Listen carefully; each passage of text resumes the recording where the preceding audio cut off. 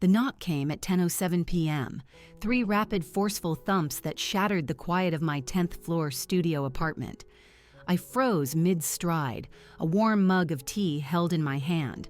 No one ever came to my door this late, especially not in this building. My heart began to pound against my ribs as I crept across the living room to peer through the peephole. It was my neighbor from 14C, a man I'd only ever exchanged brief nods with in the elevator. His face was ghostly pale, his eyes wide as if he'd just witnessed something impossible. "Whatever you do, don't be alone with your brother tonight," he said the instant I cracked the door open, his voice a low, urgent tremor. "Please, you have to trust me on this." I just stared at him, bewildered. "My name is Chloe Pierce. I'm 29, a junior graphic designer who keeps late hours and usually eats dinner straight from a takeout container on my sofa. I live by myself in the apartment my mother left me when she passed away 6 months ago. I don't get visitors. I don't have any drama, and I most certainly do not have a brother." "What are you talking about?" I asked, my hand tightening on the doorframe. "I don't have a brother." He shot a nervous look down the hallway and then back at me, his breathing shallow and quick. "You will tonight if you don't lock this door right now and stay dead quiet." He's already on his way up. Before I could get another word out, he spun around and vanished into the stairwell, the sound of his hurried footsteps fading away. I was left standing there, my own pulse hammering in my ears, staring into the empty corridor. A deep, unsettling chill spread through my chest. My mom had been gone for half a year. The life insurance money hadn't even fully processed. And now, this. If you were in my shoes and a neighbor showed up with a warning that bizarre, would you have listened? Let me know in the comments below and tell me where you're listening from. Because what unfolded over the next hour didn't just disrupt my night, it proved that some family bonds were never meant to be trusted. But I don't have a brother. My phone suddenly lit up on the kitchen counter. The screen displayed an incoming video call from Jenna, my stepfather Richard's daughter from his first marriage. I paused, my thumb hovering over the accept button before finally tapping it. Her face appeared, filling the screen. Her eyes were puffy and red, her hair a mess as if she'd been running her hands through it in a panic. Chloe, you need to listen to me," she whispered, her voice strained and cracking. "I'm logged into the building's security app. Someone just swiped Mom's old key card at the front lobby turnstile. He's coming up to you." I pressed the phone closer to my ear. "Jenna, slow down."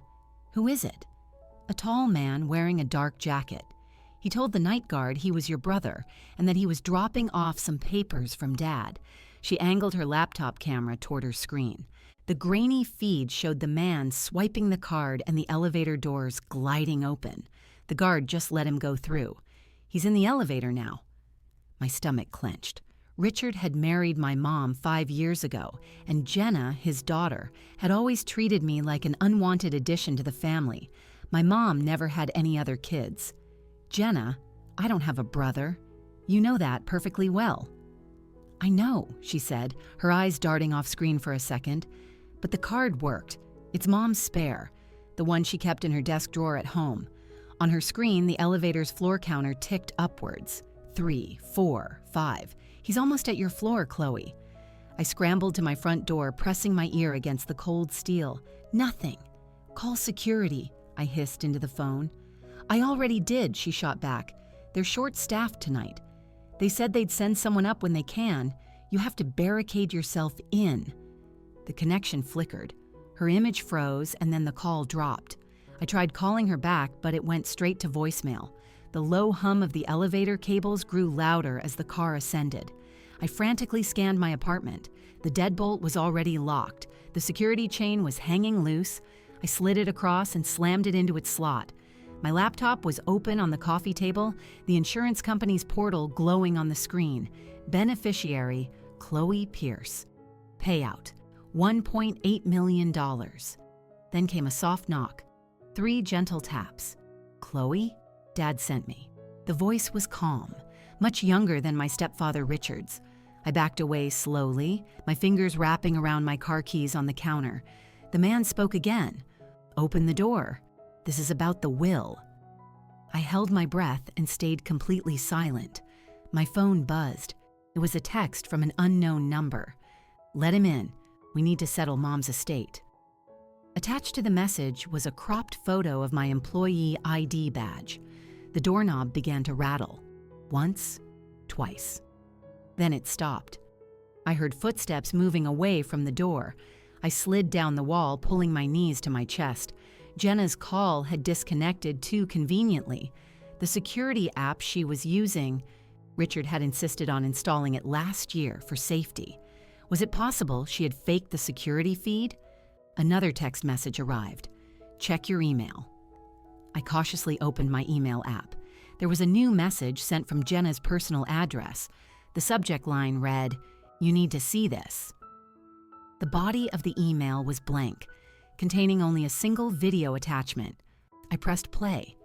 The clip showed Richard and Jenna inside their big house in Oakwood, time-stamped just a few hours earlier. Richard was pacing frantically. "She's stalling," he snarled. "Send Mark in. Stage a break-in. Make it look like she panicked and ran off." Jenna was typing on her tablet. "I'll fake the lobby cam feed," she said calmly. "She'll think I'm warning her. As soon as the payout clears, we split it down the middle." The video ended. A cold numbness spread through my hands. The insurance portal had flagged several suspicious login attempts last week, all originating from an IP address in Oakwood. I immediately forwarded the email to my work account and then deleted the original from my phone. The flimsy chain latch on my door suddenly felt useless. I scrambled to drag the heavy entryway table over, wedging it tightly underneath the doorknob. My phone vibrated again. It was a text from Jenna. "Chloe, I'm in the lobby now. Let me up. I think I can stop him." I stared at the message in disbelief. A moment later, the intercom buzzed. A distorted voice announced, "Miss Pierce, your sister is down here with a police officer." I pulled up the building's resident portal on my phone and searched for the officer's badge number she provided. No record found. I grabbed my backpack, shoving my laptop and its charger inside. The balcony's sliding glass door groaned as I forced it open. The cold night air hit my face. The gap to the next unit's balcony was only about 4 feet. I'd seen construction workers make that jump easily. The wood of my doorframe splintered loudly. A bright flashlight beam cut through the darkness of my apartment. "Chloe?" a voice called. I climbed onto the ledge, the wind whipping my hair around my face. Far below, the city lights twinkled like a distant galaxy. I jumped. The elevator dinged somewhere down the hall. I landed hard on the neighboring balcony, the palms of my hands scraping against the rough concrete as I rolled to absorb the force of the impact. The drop was shorter than it looked, but a sharp, searing pain shot through my ankle. I quickly crouched behind a large potted palm, peering through the glass door into the dark apartment. There were no lights on, no signs of movement. Through the open slider I had just come from, the sounds from the hallway were terrifyingly clear. Heavy footsteps on the thin carpet. I heard a keycard beep at my door across the small divide. The chain rattled violently, then snapped. More wood splintered. The intruder, Mark, stepped inside, his flashlight beam slicing through the space I had occupied just moments before. Staying low, I shuffled along the railing. He was tall with broad shoulders, wearing the exact same black jacket from Jenna's fake security feed. He moved with a practiced, methodical precision, sweeping his light across the kitchen, then the bedroom area. "She was here," he muttered into the phone pressed against his ear. "Balcony's open." She jumped. The voice on the other end, Richard's, barked an order I couldn't make out. He nodded once. "Copy that. I'll check the roof." As soon as he disappeared from my line of sight, I counted to 10, then slipped through the neighbor's unlocked sliding door.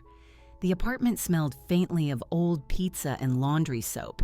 I crept to the front door and opened it just a crack. The corridor was empty. My own door hung open, the frame shattered. I needed proof.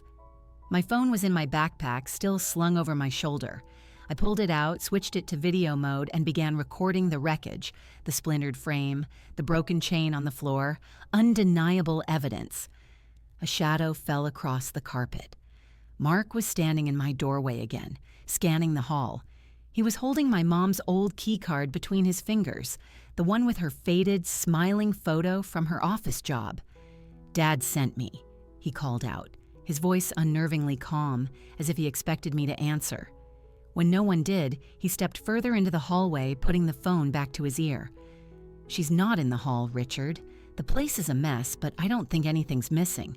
The balcony connects to 14C. I'm going to sweep the floor." Richard's voice crackled through the phone's speaker, cold and metallic. "Find her. The policy meeting is tomorrow morning. We need her to sign or everything collapses." Mark slipped the key card into his pocket. "She knows about the video. Jenna said she forwarded it to another account." "Then make it look like she ran," Richard commanded. "A grief-stricken breakdown. Whatever story sells. The insurance company won't dig too deep if the beneficiary is emotionally unstable." My breath hitched in my throat. I zoomed the camera in on Mark's face. There was a fresh, angry-looking scar running through his left eyebrow. Richard's construction crew had been involved in a big bar fight last month.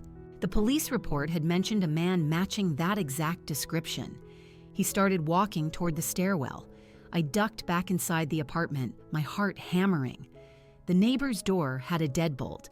I threw it, then dragged a small hallway console table in front of it. It wasn't much, but it might buy me a few precious seconds. My phone buzzed.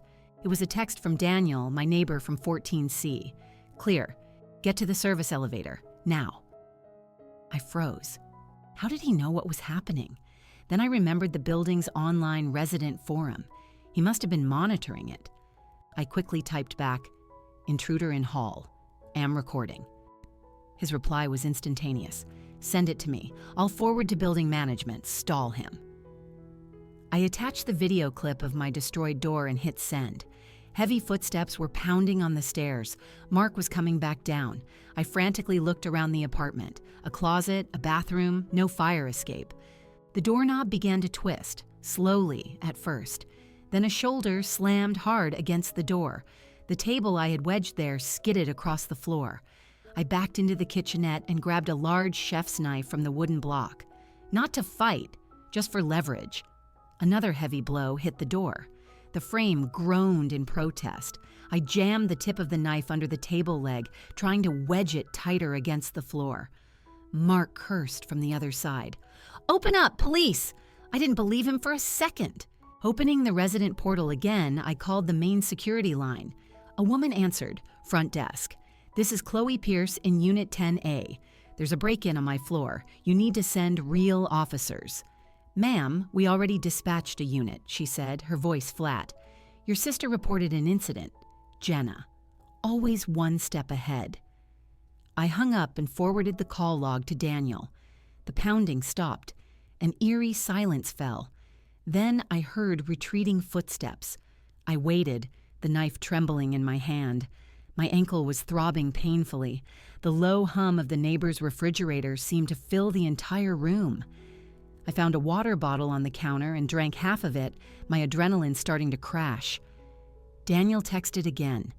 "Service elevator at the end of the hall, code 4927. Go." I limped to the door and listened. Nothing. I eased it open and peered out. Mark was standing by my apartment, phone to his ear again. "She's hurt," he said. "There's blood on the balcony railing. She can't have gotten far." Blood. I looked down at my palms. They were scraped raw from the landing. A drop must have fallen on the neighbor's concrete. He turned his head. Our eyes met across the length of the hallway. His widened in surprise. There. I slammed the door shut and threw the bolt. The service elevator was 20 feet away. I ran, my ankle screaming in protest, and punched in the code. The doors slid open. Mark lunged toward me. I dove inside and repeatedly smashed the close door button. His hand shot out, wedging itself between the closing doors. I kicked it hard. He grunted in pain and pulled his hand back. The elevator began its descent. The floors ticked by, 7, 6, 5. My phone screen flickered, battery at 1%. I leaned against the cool metal wall, still clutching the knife. The doors opened into the parking garage. Daniel was waiting beside a blue hatchback, its engine already running. "Get in," he said. I collapsed into the passenger seat. He peeled out of the parking spot, tires screeching on the painted concrete. In the rearview mirror, I saw Mark burst through the stairwell door, shouting after us as we sped away. Daniel tossed me a charging cable. "Plug in. This isn't over yet." A shadow crossed the balcony glass.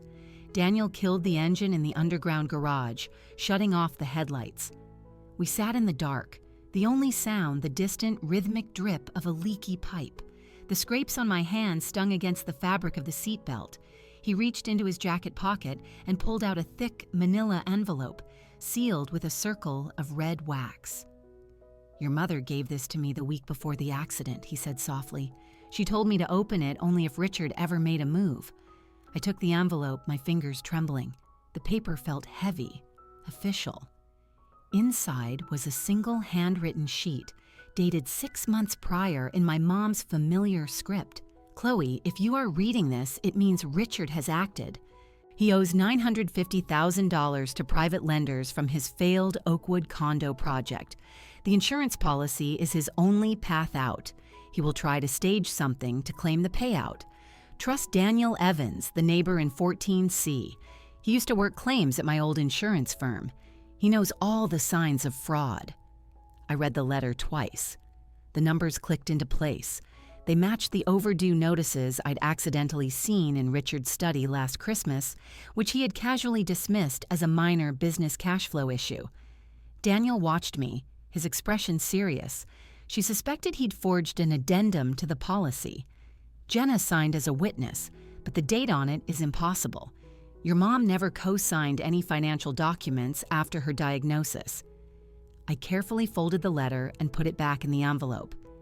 "How do we prove it?" "Storage unit C22 in the sub-basement. Your mom rented it under a shell corporation. The key is taped under the passenger seat." I reached underneath my seat, my fingers finding the cool metal of a small key held by a piece of electrical tape. The envelope also contained a USB drive labeled "Backup." "What's on this?" I asked. "Bank statements, loan documents, and a string of emails between Richard and a claims adjuster who was willing to fast-track the payout for a percentage. It's enough to get started. We're going to freeze that policy." Just then, the garage gate rumbled open 2 levels above us. A sweep of headlights washed over the concrete ramp. A black pickup truck rolled down slowly, Richard's company logo emblazoned on the driver's side door. Daniel started the hatchback's engine. We moved now, stairs to the sub-level. We slipped out of the car, crouching behind concrete pillars as we moved. The pickup parked near the main elevators. Richard got out, a large toolbox in his hand. He glanced around the garage before heading for the service door. We moved in the opposite direction, our sneakers silent on the ground. The stairwell leading to the sub-basement smelled of damp earth and oil. Daniel led the way, key in hand. Unit C22 was at the very end of a long corridor, its roll-up door secured with a heavy-duty padlock. I inserted the key. It turned without a sound. We lifted the metal door just high enough to duck underneath. Inside, file boxes were stacked in neat, labeled rows. Daniel found the one marked 2023 and flipped it open. The files were filled with printouts of wire transfers from Richard's business account to an offshore entity. One memo line simply read, "Contingency for CP incident." Another detailed the activation of a double indemnity clause. My throat went dry. A double payout for an accidental death. That's why the break-in had to be so convincing. Daniel snapped photos of the documents with his phone. "Send these to the detective your mom mentioned in her notes, Marcus Miller, Fraud Division." I nodded, my thumbs flying across my phone's screen. Attachments uploaded. Sent. A loud clang echoed from the stairwell. Richard's voice carried down the long corridor. "Check all the units. She has to be down here somewhere." Daniel quickly closed the box and lowered the storage door until only a small crack remained at the bottom. We pressed ourselves flat against the cool wall. Footsteps approached, accompanied by the rattling of his toolbox. He stopped at Unit C20, tried the lock, and cursed under his breath.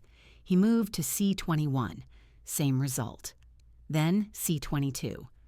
The padlock on our door jiggled, but it held firm. Locked tight, he muttered into his phone. Jenna's feed isn't showing any movement down here. Maybe they already left. Jenna again. The bank in the building's lobby had branches she could access, giving her a back door into the security camera system. Richard walked away. We waited until the sound of his footsteps completely faded. Daniel let out a slow breath. The policy meeting is at 9 a.m. tomorrow. The insurance rep wants your signature to release the funds ahead of schedule. Richard's plan is to have you declared a missing person by then. I clutched the USB drive. Then we're going to crash that meeting. First, we need a safe place. My cousin has a cabin just outside Pine Creek. It's a 40-minute drive if we stay off the main highways. We rolled the door up and stepped out. The dim sub-basement lights flickered overhead. Daniel locked the unit and pocketed the key. As we turned to leave, a figure emerged from the shadows, blocking the exit. Jenna stood there, holding a flashlight, its bright beam blinding us. "Going somewhere?" she asked, a smug smile on her face. She wasn't alone. The corrupt claims adjuster from the emails stood right beside her, holding an envelope. "Just sign the release form, Chloe. Let's make this easy on everyone." Daniel stepped in front of me. "Insurance fraud is a felony. I suggest you both back off." Jenna just smirked. "Mom's policy states that any beneficiary can authorize a payout with a power of attorney, and we have yours, forged, of course." I held up my phone. "I've already sent the files to Detective Miller. He's pulling the original documents as we speak." The color drained from her face. The adjuster didn't hesitate. He bolted for the stairs. Jenna lunged for the USB drive in my hand, but Daniel blocked her, his movements firm but controlled. In the distance, sirens began to wail, growing louder and louder. Red and blue lights started flashing through the ventilation shafts above. Jenna backed away slowly. "This isn't over," she spat. A team of police officers stormed down the stairs, Detective Miller leading them, his badge held high. "Richard Hayes, Jenna Hayes. You're both under arrest for conspiracy to commit insurance fraud." At the top of the stairs, Richard appeared, his hands already cuffed behind his back. He just glared at me, his face a mask of silent fury. Miller came over to me. "Miss Pierce, we'll need a full statement. The envelope and the drive corroborate everything your mother reported missing." I handed them over. An overwhelming wave of relief washed over me, tangled with a deep sense of grief and anger. My mom had seen this coming from a mile away. Daniel gently squeezed my shoulder. "That cabin offer still stands. You need to get some rest." We followed the officers back up. The parking garage felt less menacing under the first gray light of dawn. We had to get out of there. Daniel grabbed my arm, pulling me toward the stairwell door. The officers had Richard and Jenna in custody upstairs, but the insurance meeting was still scheduled. If we didn't show up, there was a chance the forged papers could still be pushed through. We took the stairs 2 at a time, my swollen ankle screaming with every step. Daniel kept a firm grip on my arm, steadying me. Level 3, level 4. The door to level 5 flew open in front of us. Mark stood there, breathing heavily. He held a crowbar in one hand, and a dark bruise was blooming on his temple from our earlier struggle at the elevator. "End of the line," he growled. Daniel shoved me behind him. "Stay back, Chloe." Mark swung the crowbar low, aiming for Daniel's knees. Daniel dodged, ripped a fire extinguisher from its wall mount, pulled the pin, and blasted a thick cloud of white foam directly into Mark's face. The man choked and sputtered. Temporarily blinded, Daniel charged forward, swinging the heavy canister like a bat. It connected with Mark's shoulder with a sickening crack. The crowbar clattered down the concrete stairs. Mark lunged blindly in our direction. Daniel sidestepped and stuck out his foot, tripping him. He tumbled past us, hitting the landing below with a heavy thud, and didn't move. Daniel didn't hesitate. He hefted the extinguisher again, ready for another confrontation. Nothing. He's down. Let's go. We leaped over Mark's unconscious body and continued our descent. Level 2, Level 1, garage. We ran to my mom's old crossover parked nearby, the one she'd left me along with the apartment. The engine turned over instantly. Daniel jumped into the passenger seat. Tires screeched as I slammed the car into reverse. The exit gate lifted automatically for residents. We shot up the ramp and merged into the early morning traffic. Daniel checked the mirrors. No one's following. Not yet. Head to the insurance building downtown. We've got 20 minutes. I gripped the steering wheel, my knuckles white. The crossover handled smoothly, a familiar comfort. My mom's classic rock playlist was still queued up on the stereo, the volume turned low. My phone had just enough battery for one more call. I dialed Detective Miller. We're on our way to the meeting. Mark attacked us in the stairwell. He's unconscious on level 5. Units are already securing the building, Miss Pierce. Miller replied. We'll pick him up. You'll need the original policy documents from your mother's safe deposit box. Box 217 at First National Bank. On it, I said, hanging up and taking a sharp left onto a side street, earning a chorus of angry horns. Daniel pulled a folded city map from the glove box. Avoid the interstate. There's a major construction backup. Take 2nd Avenue. I followed his directions, weaving through the awakening city. The insurance tower rose up ahead, its glass facade reflecting the overcast sky. We parked in the visitor's garage. Daniel scanned the lot. Jenna's car is here. Silver sedan, 3 rows back. We walked into the lobby. A security guard waved us through after a quick check of my ID. We rode the elevator up to the 12th floor. The doors opened to a plush reception area. The insurance representative, a Mr. Sterling, was standing at the front desk. Miss Pierce. We were just about to begin without you. Inside the conference room, Richard sat at the long table, his cuffs removed, a lawyer at his side. Jenna was next to them, looking calm and composed. They all turned as we walked in. Detective Miller followed close behind us, flanked by 2 uniformed officers. This meeting is postponed, Miller announced. We have new evidence to present. Richard shot up from his chair. This is harassment. Miller calmly placed the forged power of attorney document on the polished table. The signature doesn't match the one on file. We also have a statement from the bank teller who witnessed your wife signing the real one. Jenna's lawyer whispered something in her ear. She just shook her head defiantly. Mr. Sterling reviewed the papers. The policy will remain frozen pending a full investigation. I stepped forward. My mother's original, unaltered document is in her safe deposit box. We're going to retrieve it right now. Richard lunged across the table toward me, but Daniel intercepted him, pinning his arms behind his back. The officers cuffed him again. Jenna made a break for the door, but Miller blocked her path. You're coming with us, too. The room descended into chaos. Mr. Sterling was on the phone, calling for more security. I stood my ground, my mom's key ring clutched in my fist, the small silver safe deposit key still attached. We went downstairs to the bank branch, located in the same building. The teller verified my identity and led us into the vault.